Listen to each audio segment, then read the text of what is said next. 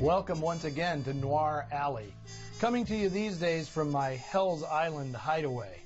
I'm your host and noir vivant, Eddie Muller, and this setting is particularly appropriate for today's offering. That's because the star of our film, Lawrence Tierney, spent more of his life in saloons on both sides of the plank than he did on movie sets.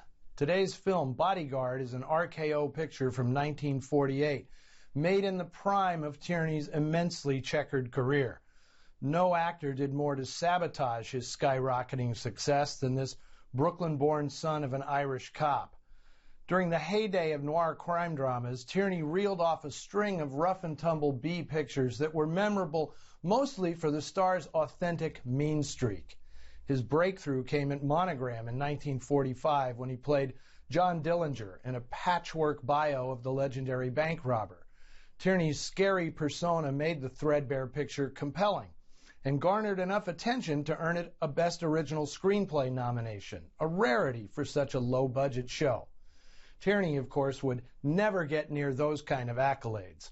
Although he did have formal acting training, he never completely lost what he called the doity poiple boids in his Brooklyn accent, which made him seem all the more believable as an on-screen heavy.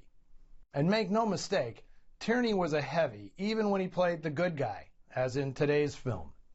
His first starring role at RKO was the 1946 B picture Step by Step, which Tierney promoted by doing a 5-day stint in an LAPD drunk tank. It was only one of many disagreements he'd have with John Law over the course of his life, most stemming from a penchant for barroom brawling. In one well-publicized incident, Tierney was arrested on the altar of a Santa Monica church, naked, drunk, and screaming for sanctuary. From his holding cell, Tierney used his one phone call to plead with his brother Ed to come bail him out. But when Ed arrived, the brothers got into a raging fistfight that only prolonged the actor's jail time.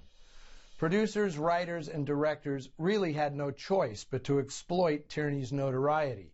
Even Mickey Cohn, LA's reigning mob boss, was savvy to Tierney's wild rep, saying, "This guy Tierney has played so many gangsters, he thinks he's the real thing." In 1947, the studio took a gamble on the actor's surprising popularity, casting him opposite studio vet Claire Trevor as the villainous lead in a nervous A called Born to Kill. They played psychopathic lovers who made Walter and Phyllis from Double Indemnity look like school kids. Now, Trevor, of course, was acting.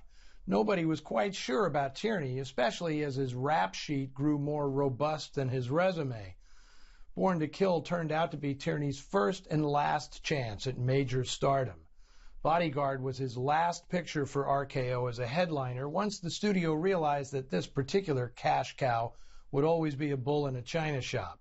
From 1948 on, Tierney was relegated to playing surly leads in B films, although occasionally some fearless producer would give him a bit part in a bigger budget film, like Cecil B. DeMille did with The Greatest Show on Earth. The co-star of today's movie, Priscilla Lane, came to Hollywood in the 30s as one of the singing and dancing Lane sisters. And although she was typically saddled with simplistic girlfriend roles, she made some excellent pictures, like Four Daughters, The Roaring Twenties, Saboteur, and Arsenic and Old Lace. Safe to say she never had another leading man quite like Lawrence Tierney. I'm not sure if he was a contributing factor, but Priscilla Lane retired from the movies immediately after making this film.